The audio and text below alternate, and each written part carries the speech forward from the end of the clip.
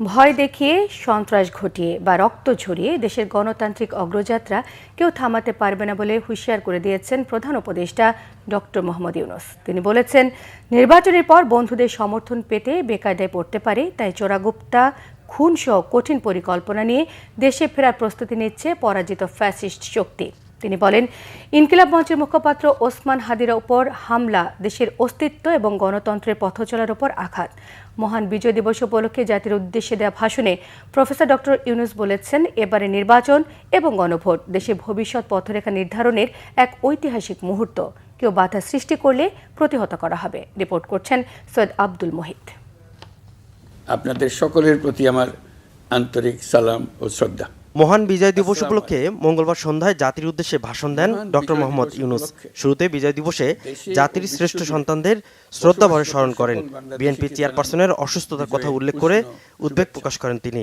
এ সময় প্রধান উপদেষ্টা বলেন, তরুণ নেতা ওসমান হাদির উপর হামলাকারীরা প্রাথমিকভাবে চিহ্নিত হয়েছে, তাদের কাউকে ছাড় দেয়া হবে না। ইনকিলাব মঞ্চের মুখপাত্র শরীফ ওসমান হাদির উপর সম্প্রতি যে হামলার ঘটনা ঘটেছে তা শুধু একজন ব্যক্তির উপর আঘাত নয়, এটি বাংলাদেশের অস্তিত্বের উপর আঘাত, আমাদের গণতান্ত্রিক পথ চলার উপরে আঘাত। সরকার এই ঘটনাকে অত্যন্ত গুরুত্বের সঙ্গে দেখছে। ঘটনার সঙ্গে জড়িতদের প্রাথমিকভাবে চিহ্নিত করা গেছে। আমি দেশবাসীকে আশ্বস্ত করতে চাই, যারা এই ষড়যন্ত্রে জড়িত তারা যেখানেই থাকুক না কেন, তাদের কাউকে ছাড় দেওয়া হবে না। আমি পরিষ্কারভাবে বলতে চাই, পরাজিত শক্তি ফ্যাসিস্ট টেররিস্টদের এই অপচেষ্টা সম্পূর্ণভাবে ব্যর্থ করে দেওয়া হবে। ভয় দেখিয়ে, সন্ত্রাস ঘটিয়ে বা রক্ত ঝরিয়ে এদেশের গণতান্ত্রিক অগ্রযাত্রা কেউ থামাতে পারবে না।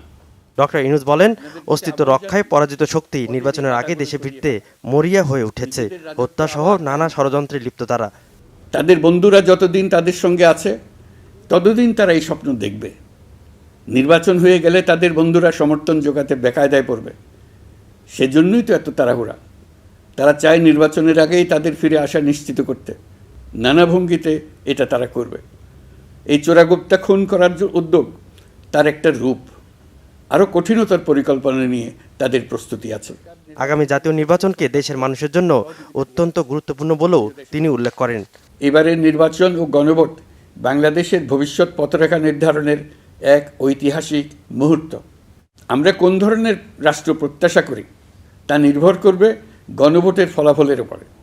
এই ভোটের মাধ্যমে ঠিক হবে নতুন বাংলাদেশের চরিত্র, কাঠামো ও অগ্রযাত্রার গতিপথ।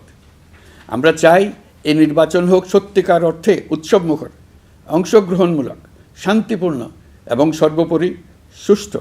যারা ভোট বাক্স ডাকাতি করবে তারা দেশের মানুষের স্বাধীনতা হরণকারী, তারা নাগরিকদের দুশমন।